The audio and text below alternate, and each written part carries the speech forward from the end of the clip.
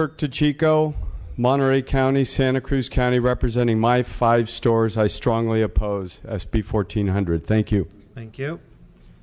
Gary Bindra, born and raised in Sacramento. We have 5 businesses, and this bill would be detrimental not only to us, but to the whole small business community. It would make you guys lose out in sales taxes and cigarette license taxes and everything. Thank you. It's all a cooperation. Thank you. Hi, Sarabjit, grew up in Sacramento, California. Just wanted to say, not only my employees will lose job, I might not have a business because of this law. So we should all, as you can see, oppose this bill. Thank you. Thank you. Satnam Singh from Roseville, I oppose this bill. Ram Singh, Sacramento, close this bill. Mandeep Singh Mohar from San Jose, strongly oppose this bill. Thank you. Parvinder Densa from Campbell and San Jose. We own, me and my brother, we own 8 stores. And on behalf of our family and all the employees, we strongly oppose this bill. Thank you. Sonny Darney from Fairfield, California, and I oppose this bill. Thank you. Jeff Moreland from Auburn, California. I'm a single site owner, and if this bill goes through, I'll lose my house, my business, and my employees. I oppose. Thank you. Thank you. Stephanie Lucia from Auburn, California, and I strongly oppose this bill. Thank you. Okay, let me just take a moment and pause real quick. Let me remind everyone, if you'd like to register your opposition, we do have sign-in sheets going through. That way we could try to move this hearing along. If you still wish to testify on the microphone, you are allowed to do so. But let me remind folks that we could also take your registered opposition via a sign-in sheet. Please proceed. Darney from the Sacramento area, I oppose this bill. Thank you. I'm Balbir Singh Tillon from Clovis, California. I strongly oppose this bill. Thank you. Dave Judge, Sacramento, I oppose this bill. Thank you. Pradeep Pandey, Santa Rosa, California, oppose this bill. Thank you. I'm Charlochan Singh Adwal from Sacramento. Strongly oppose this bill. Thank you. Thank you. I'm Sukhjeevan Singh Dhaliwal from Sacramento. I strongly oppose this bill. Thank you. Ghulam Farid from Sacramento, I strongly oppose this bill. Thank you. Saffron Noyes from Sacramento, I oppose this bill. Thank you. Thank you. Jaswinder Nagra from Sacramento, I oppose this SB 1400. Thank you. Thank you. Harjit Singh Marysville, I strongly oppose this bill. Thank you. Rajan Singh Sidhu, Bay Area, I strongly oppose this bill. Thank you. Prab Tiara, I strongly oppose this bill. Thank you. Kalvinder Singh from Santa Rosa, Sonoma County. I see this bill as an attempt to put small business out of business. So I oppose. Charanjit Sandhu from Fremont, opposes this bill. Thank you. I'm Sharan Sandhu from Carmichael. I oppose 1400. Let me remind the board again. Small businesses usually are the backbone of any country. So let's make this country strong. Thank you. Good morning. My name is Lance Alexander. I'm with a tobacco manufacturer from Southern California, and we oppose this bill. Thank you. It's Paul here from Fairfield, California. I strongly oppose this bill. Thank you. Rajat Wall from Fulton, California. I oppose this bill. Thank you. I'm Sukhwant Singh Judge from Fresno, California. I oppose the 1400 bill because it is killing the families and losing the employees' jobs. Thank you. Hello, I'm Kushpal Singh from Fresno. I oppose this bill very strongly. Thank you. Nirmal Singh from Turlock, I oppose this bill. Thank you. Surinder Singh from Hayward, I oppose this bill. Thank you. Ranveer Singh, Santa Rosa, oppose this bill. Thank you. I'm Gurbinder Singh from Hayward, oppose this bill strongly. Thank you. I'm Sukhdev Turna from Desto, I oppose this bill. Thank you. I am Ranveer Singh. I'm from Hayward. I oppose this bill. Sarabjit Singh from Tarla, California, I close this bill. Thank you. Jaswinder Sidhu from Tracy, oppose this bill. Sarjeet Singh from Livermore, oppose this bill. I'm Lakhvinder Paul, Fresno, California, oppose this bill. Harjinder Singh Janj from Livermore, I oppose this bill. Bhupinder Singh from Tracy, California, oppose this bill. Sunny Sahota from Tracy, oppose this bill. Gurdeep Singh from Globus, oppose this bill. Jarnail Singh from Algrove, I oppose this bill. Major Srikanth from Fresno, I oppose this bill. Kalwinder Banks for Benicia. This bill losing lot of. We try to help a lot of school with lot of other things. So I say no on that. Thank you. Arpajan Shergal from Loda, I oppose this bill. Thank you. Hardev Gill from Fresno, I oppose this bill. Thank you. Gurpritender Singh from Livermore, I oppose this bill. Thank you. Kulvinder Gill from Madera, California, I oppose this bill. Thank you. Gurseva Kumman from Hamilton City, Glenn County, California, oppose this bill. Thank you. Surinder Paul from Chochla, California, I oppose this bill. Thank you. Balvinder Mehet from Chochla, California, I oppose this bill. Thank you. This is Joshua Dadwal, coming from Backaville. I approach this bill. Thank you. Amar Sarab from Stockton, I oppose this bill. Thank you. Baldev Singh Dhiman, Anaheim, California, oppose this bill, please. Thank you. Sam Salem from San Diego, I oppose this bill. And I have 7,000 signatures from San Diego County for 40 stores. Thank you. Please, you can submit that to the committee. My name is Chris Salem, San Diego County. Please, no applause. That way we can get through this. Please continue. Go ahead. My name is Chris Salem from San Diego County. I have 4 stores, and I oppose this bill. Thank you. Ranjit Brad, oppose this bill. Thank you. From Livermore. I'm Surinder Gariwal from Fresno, oppose the bill. Thank you. My name is Manmohan Dillon, and I own that 3 businesses of Fresno and Madeira. I strongly oppose that business. Thank you. Balihar Singh Taliban, oppose this bill. Thank you. Hoshiar Singh Dadwal, Fairfield, oppose this bill. Thank you. Kawaljeet, oppose this bill. Thank you. Charanjit Singh Madeira, I oppose this bill. Thank you. Mike Ali from Benicia, I really oppose the bill. Thank you. Harjinder Dhami from American Canyon, we oppose this bill. Thank you. Thank you. Sardara Singh from Sacramento, I oppose this bill. Thank you. My name is Ajit Singh Soch from Antioch. I against the bill. Thank you. Philip Dwelly with Flyers Energy out of Auburn, California. We oppose this bill. Thank you. Jesse Tawana, Oxnard, oppose the bill. Thank you. Balbir Atwal from Chino Hill, I oppose this bill very strongly. Thank you. Karnal Singh Bett from Sacramento, I oppose this bill. Thank you. Thomas Senti, Modesto, California. I represent MTC Distributing. We have 1,400 independent retailer accounts. This would be devastating to our business. We oppose this bill. Thank you. Manjit Purewal, Greater Bay, 7-Eleven FOA President. We have about 130 plus stores. Our chapter opposes this bill. Thank you. Thank you. Sheena Agrawal from Concord. We oppose this bill. Thank you. Surinder Singh, 7-Eleven franchisee for 36 years, strongly oppose this bill. 90% of kids who bought this cigarette did not buy from a retailer. They are buying from a adult or their own parents. So please don't pound on the retailers. Thank you. Thank you. Please proceed. Monesh Johnson, 7-Eleven San Francisco, 2 locations. If this bill passes, I assure you, every retail counter in California will have a sign-up sheet sitting on the counter to oppose this bill. We'll collect 5 million signatures in no time. Thank you. I oppose this bill. Okay.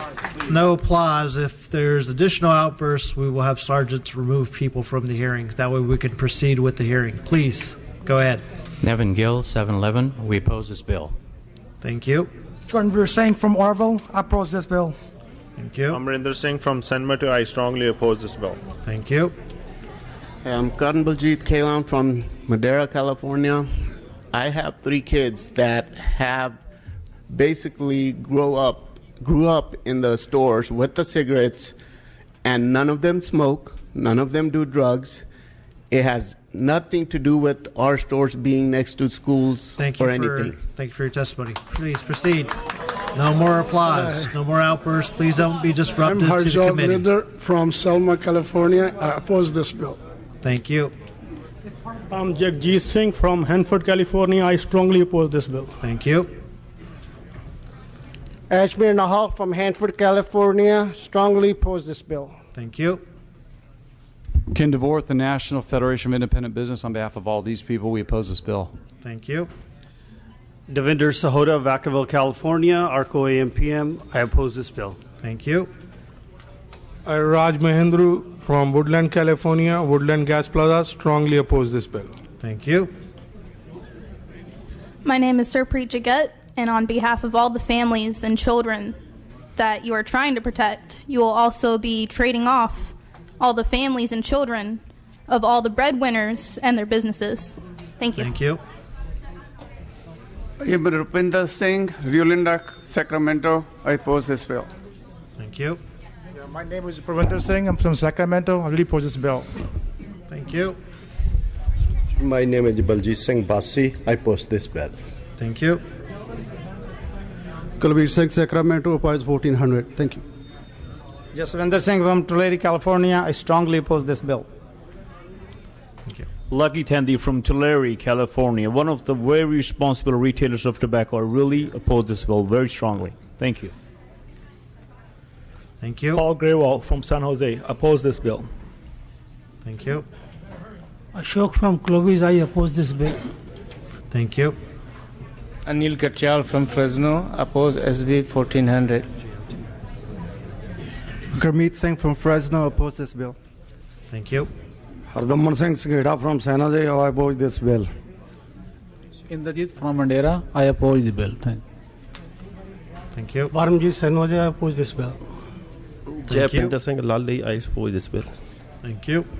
Harvinder Singh Sidhu from Los Angeles, California. I strongly oppose this bill. Thank you very much. Ali Abdullah from Burrfield, California. On behalf of my family and me, we both. Thank you. Thank you. Todd O'Connell with MTC Distributing, Regional Manager. I know most of these people here in Sacramento. I've dealt with them for 30 years. This would be devastating to their business and ours, and I strongly oppose. Thank you. Okay, I believe we've exhausted the testimony in opposition. I know that there are additional members in opposition that have either signed the sign-in sheet or submitted a letter to the committee. By our count, we just received 286 members in testimony in opposition verbally through the microphone. Senator, would you like to let me give you an opportunity before we turn it over to members on the dais to respond to some of the opposition's remarks? Yes, thank you, Mr. Chair. And I'm cognizant of the effect that this measure may have on mom and pop operations. That's why we amended the bill to have the effective date to be 2019, so that we'd have 2 years to figure out what the plan was going to be. I also want to make sure that everybody knows that I've tried to reach out to opposition groups, because the 60% figure is just the starting point. And I've asked the retail associations, do we want to split it up between true mom and pop stores, retail stores like 7-Eleven, people that have a franchise, large grocery stores, large drug stores, different type of convenience or stores, and they had no interest. Let's just keep it the way it is. But treat us all the same. So what we haven't heard from is any of the children and the adolescents who are going to be adversely affected by this. You know, I'm cognizant of the 287 people that have come in to testify, but my main concern continues to be reducing minors' exposures, which is the leading cause of preventable death and disease in the United States and in the state of California. I'll draw your attention to page 2 of your analysis, which talks about the adverse effect of Department of Finances talks about $84 million that may be lost from revenue. Now, currently there's 33,000 stores that are selling tobacco products. If the amount is going to go to 2,000, or maybe get 7,000 more, it's going to be 9,000, we're going to have more people enforcing the law and collecting the taxes, which there's no credit for that. Or we're going to have less people that are going to need to work to do the monitoring. The other, the Department of Public Health gives short shrift to the benefit. We know that there's direct and indirect costs of over $310 billion with a B that are related to tobacco use, and yet the Department of Public Health says it's unknown what the effect is going to be if this bill comes forward. You heard a lot of testimony today. What you didn't hear is you didn't hear from Little Robin and Little Robbie that are going to be affected by this, that are going to be exposed to the advertising that goes in and the plethora of information that they get to go and to start smoking their first cigarette. My witness here has some other comments on the specifics that were raised by some of the small business folks that I would like to give her a chance. Okay, let's go ahead and through the chair, we'll allow her to address the committee. If you could keep your comments brief, we'd appreciate that. Thank you, Mr. Chairman and Assembly members, for letting me make two more points. We didn't hear today from hundreds of California retailers who have voluntarily abandoned the sale of tobacco. And a strong program of research from the University of California at San Francisco demonstrates that the experience of these retailers was that they grossly overestimated the fiscal impact on their businesses and underestimated the loyalty of continuing customers and new customers from a community that appreciated a brave decision to abandon the sale of tobacco to improve the health of their community. The second point I wanted to make is that the state's progress in reducing tobacco use by youth and adults has stalled, and disparities in smoking particularly are increasing, both in smoking and in tobacco-related disease. No further progress can be made without addressing the oversupply of tobacco retailers in this state. The Institute of Medicine recommends this strategy, specifically recommended in their blueprint for tobacco control in the United States, that states consider disrupting the way tobacco is sold in their state jurisdictions. This is the next logical step in tobacco denormalization, which has been the successful platform of the California Tobacco Control Program since its inception. Thanks so much for your attention. Thank you. Let me now at this time move to questions from members on the dais. We will begin with Ms. Baker. Thank you, Mr. Chair, and thank you, Senator. You mentioned reducing the exposure that minors have to tobacco is your number one overarching concern. And I have a question about some statistics I've seen in researching this, because I think many of us share that goal. That's why I supported the Tobacco 21 effort, treating e-cigarettes like the nicotine and tobacco products that they are, and other measures that we've seen in this body this year. But as I researched this, I saw statistics that concerns me greatly, because your bill is driving sales to tobacco stores, basically. Tobacco stores are worse for selling illegally to minor. They have twice the industry average for selling illegally to minors. Retailers that you've seen here today, your bill makes no distinction between who's breaking the law, and yet your bill drives people to the very place that has a poor record for breaking the law and selling to minors. Are you aware of that statistic, and can you address it, please? Yes, I'm aware of that statistics. One of the tools that local governments have is zoning.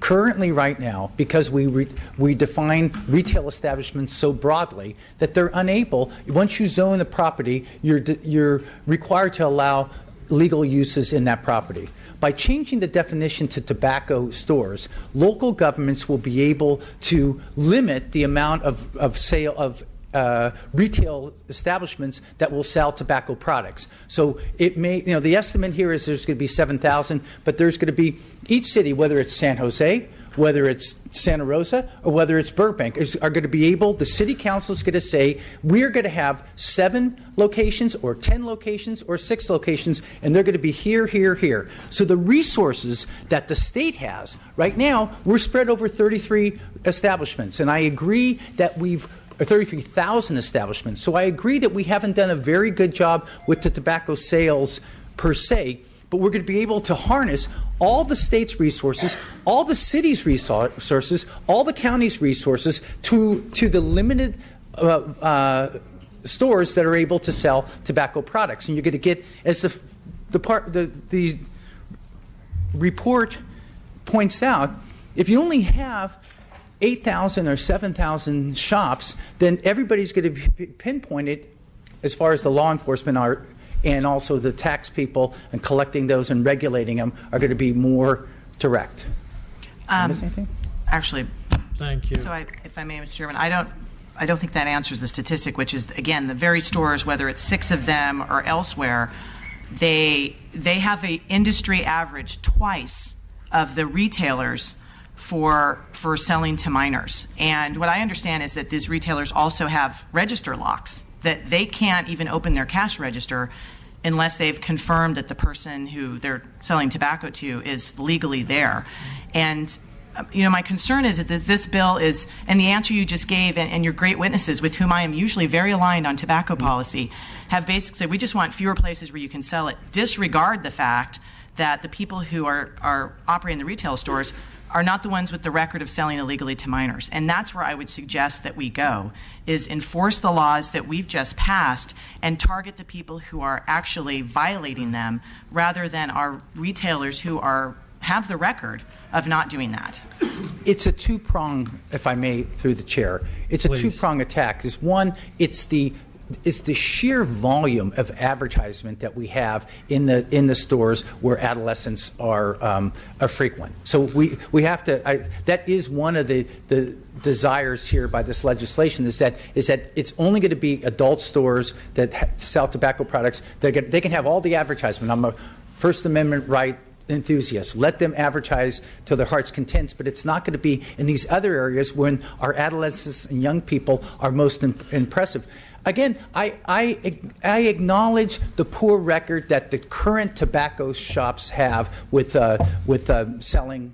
Very ones you're pushing. Correct, and I think no, but what we're going to do is we're redefining it to the local governments. The local governments have full control of this, and they're going to be able to regulate it and put all their attention into these locations. Yeah. And Senator, I think, let me, if I can, I believe Ms. Baker is just referring to the statistics where your convenience stores, your grocery stores actually have a higher compliance rate to make sure that minors are not receiving tobacco products.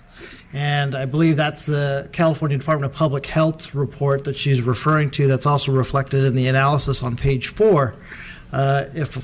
If I'm understanding you correctly, Ms. Baker. That's one of them. There's also the Healthy Goal 2020, where they're very close to the 5% correct goal attainment that the tobacco stores are not. I think what Ms. Baker, and I know some of the members of the committee also expressed, was if we shift away from those entities like grocery stores and convenience stores that have a high compliance rate, and you move it to tobacco-only retail stores who have less of a compliance rate, then in fact we may be exposing more children, as you so eloquently put, to these tobacco products. Not necessarily, because again, I will acknowledge that in this rainbow of people who sell tobacco products now, tobacco stores are doing a poor job. And we will have the full force of the state of California and every locality in their stores, and we'll have 3 times as many enforcement personnel in the store. So I would suggest to the committee that number will improve. But the other part is that cigarette advertising is ubiquitous in these stores. The doctor here has done a report and saying we're targeting at these convenience stores that we know adolescents are at. It's the advertising, and that's the other part of the. It's not that they're selling. I'm not suggesting that anybody here is selling cigarettes to youth. It's that the youth are going in there to get a big gulp, and they're seeing all this advertising and they see this stuff. And yes, some other adult or some other 21-year-old is going in to get it. So that's the other portion of the bill that we're aimed at improving better outcomes for our youth. Understood. I understand the advertising argument, and I know it can be a slippery slope, because then do we start having that same standard for, say, alcohol, or say for adult products that other parents choose not to discuss with their children. So there is that argument as well. Let's move on to the next question, though. Ms. Eggman, please. Thank you. And I just wanted to make a comment more. I think we all appreciate your goal, Senator. I think we all appreciate the goal and where you're trying to get. We've all been active, I think, in working on tobacco policy this year. But I think this bill goes too far. If we are, I mean, I am not a smoker. I smoked as a young person. I have been smoke-free for at least a good 20 years. Don't like to be around smoke. But if smoking is going to be legal in the state of California, then we cannot continue to do all these little cuts, especially as they impact small business. Those of us, especially who represent areas in the Central Valley where we don't have a whole lot of industry, our small businesses are the backbones of our economy. I mean, just virtually, there's no argument that can be made that said they are not. And I think with the statistics that have already been shared about, I mean, I think there is not anybody who lives in some of the neighborhoods I live in who wants to see a smoke shop on every corner, because you know, especially you've served on the city council, it's going to be a constant source of code enforcement and violations and complaints, and just more issues. So while I think your goal is laudable, I think the path you've taken is probably, I won't be able to support it today. But thank you for your work on this topic. Thank you. Again, I'm optimistic that city councils will look at this challenge that they have so that they don't have smoke shops in every corner, and they'll do their job as representatives of our cities and our counties in saying we now have some teeth to do some local regulations and ordinance. The state has given us that. Some will fail, but some will succeed. Let's move on to the next question. Ms. Campos, please. Thank you. And I want to address the question, the statement you just said about local governments. You believe that local governments will address this and that we will not have an overconcentration of smoke shops in communities. I think that assuming what you believe will happen is not in the best interests of our children, especially in disadvantaged communities. I think that we all agree that the goal to remove access to tobacco for our children is a smart goal. And as my colleague made reference to, we voted on a whole package that would get us there.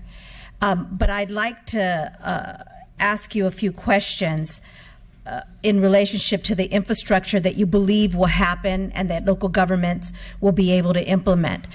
First of all, you're familiar with the ABCs and how they regulate over concentration of alcohol outlets in census tracts. So explain to me what is the current infrastructure for being able to regulate the smoke shops as we move forward?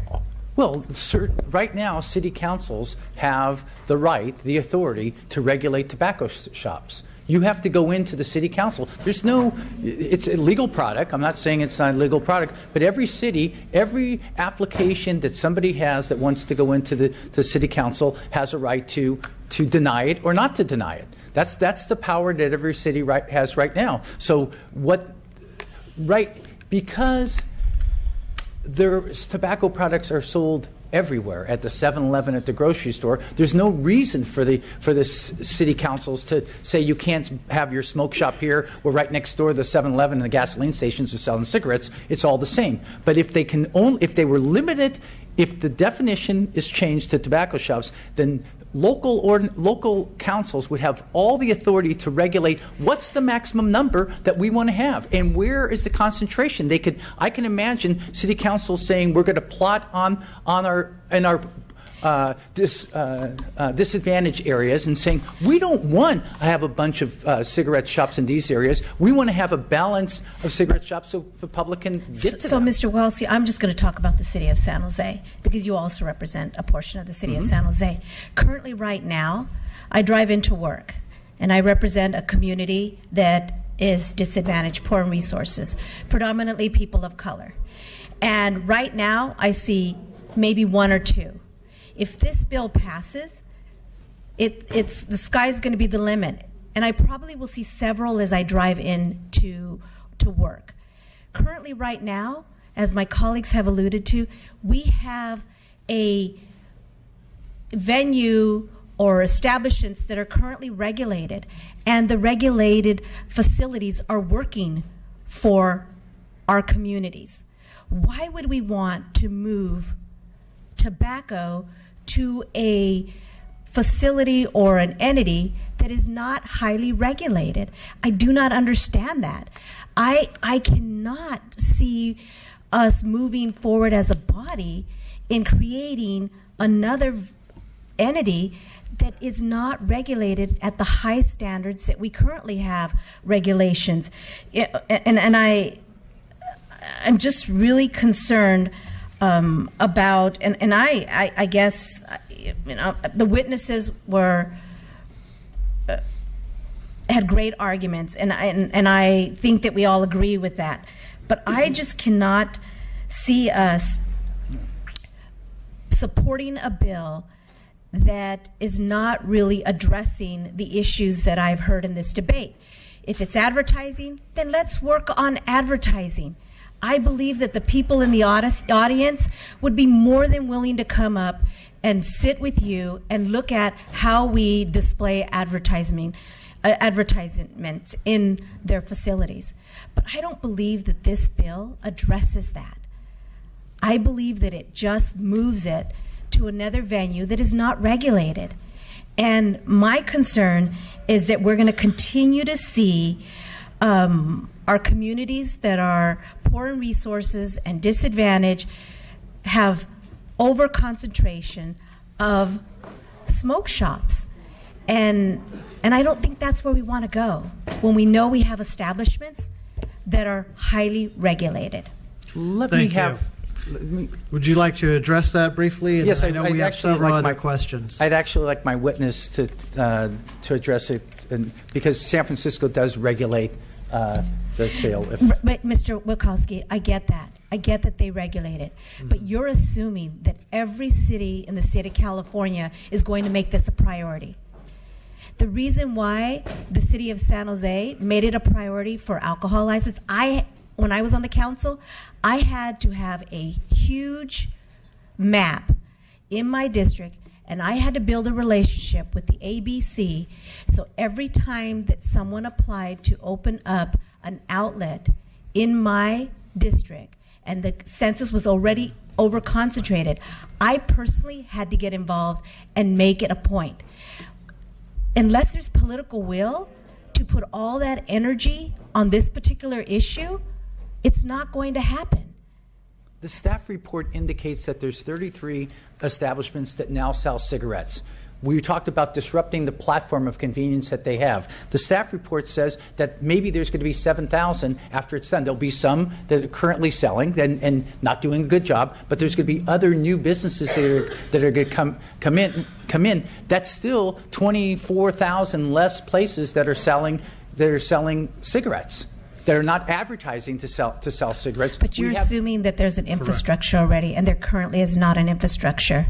Well, so let me just interject here, because I believe Ms. Campos made her concerns known. I know, Mr. Wachowski, you believe you have a difference of opinion. And so rather than debate this back and forth for another 30 minutes, let's go ahead and move on to the next question, please. Mr. Gatto. Well, thank you to all the people who showed up here today. I, for one, am always very moved by when this legislature is addressed by members of the public, by human beings who are not paid to lobby, but by people who ventured here from, in some cases, very, very far away to let your opinion be known. This is your legislature. It belongs to the people of the state of California. And we thank you very much for being here. My question is to the witness, if that's through the chair, and that is, my take on this issue is a little different than I think most of my colleagues sometimes, and but I think that at the risk of being contrarian and quirky and different, you got to stand up for what you believe is right. And I see a world where we are trying to clamp down on tobacco products, but there's a marijuana dispensary popping up on every corner. Oh. And I mean, and it just strikes me as odd, because children can get a prescription for marijuana at the age of 12. They can buy it with unlimited, pretty much unlimited in California at 18. 33% of marijuana in high schools is bought by an 18-year-old and then sold to a 15-year-old or a 14-year-old. And I represent parts of the San Fernando Valley and cities, and there might be one 7-Eleven, but then there's 6 marijuana dispensaries on a block. And I'm trying to understand why we are doing all this effort on tobacco but so little on marijuana, when especially those are smoked unfiltered and they are held in the lungs, or so I'm told, for research, for long periods of time, allegedly, and we're doing absolutely nothing on that. And to me, it is so counter. It just is so not logical. It makes these bills for me very hard to support, and I'd love to hear your thoughts on that. If you'd like to answer that, Senator Wachowski? You'd like to defer, please. May I? Thank you for the question. It's an important one, and the intersection between marijuana and tobacco is becoming increasingly prevalent as devices, the same device can be used for both substances in terms of delivering nicotine and THC.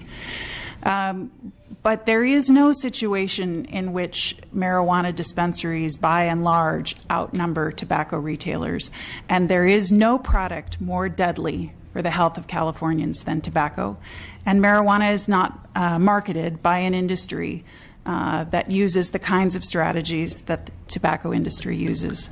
I just, let me interject right there. I think that's not accurate. I think that the marijuana industry is getting very savvy. I think in 30 years we will be in this legislature talking about big marijuana, and I am convinced of that. I mean, it is just as profitable. The people are just as savvy, and I think we have to be logically consistent. That's all I'm trying to say. Thank you. Okay, let's move on to Assemblymember Wood. First of all, thank you, Senator Wachowski, and I appreciate your commitment to protecting children and doing everything you can to keep tobacco products out of the hands of kids. I was an ardent supporter, co-author of Tobacco 18 to 21.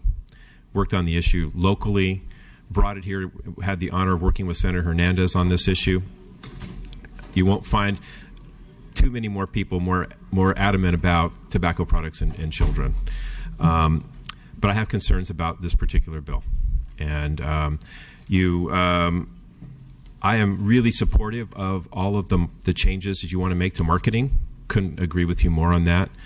But I too share the concern of moving the regulation to an entity that has a poor track record for doing exactly what you want them to do, is trying to keep tobacco products out of the hands of minors. And you also, I believe, are making an assumption that if we do that, that somehow the state or local governments will continue to invest in enforcement activities at the same level that they do now. And I don't necessarily believe that we have the evidence to support that.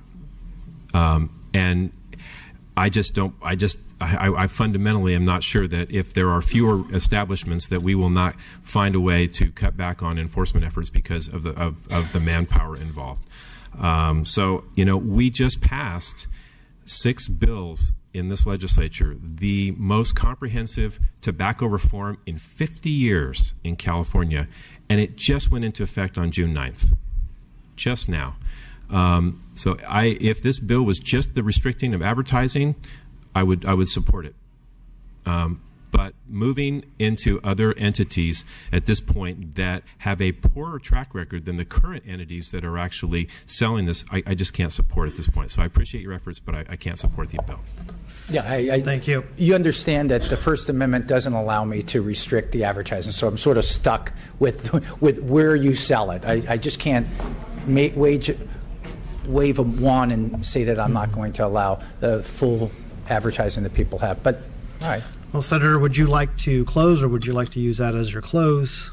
I will give you an opportunity to close. I guess if I were here 40 years ago and I was saying I want to restrict smoking in the workplace, and I don't want people to be able to close their door in their office, we would probably have 278 people here, office workers saying, this is my personal right to smoke in I own this building, I own this place, I don't want you to come in and the state to restrict where I can smoke.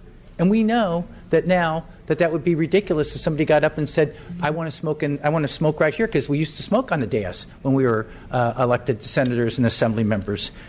There's a successful platform for the sale of cigarettes to our adolescents, to our children. It's through the ubiquitous advertising that they have everywhere on every corner.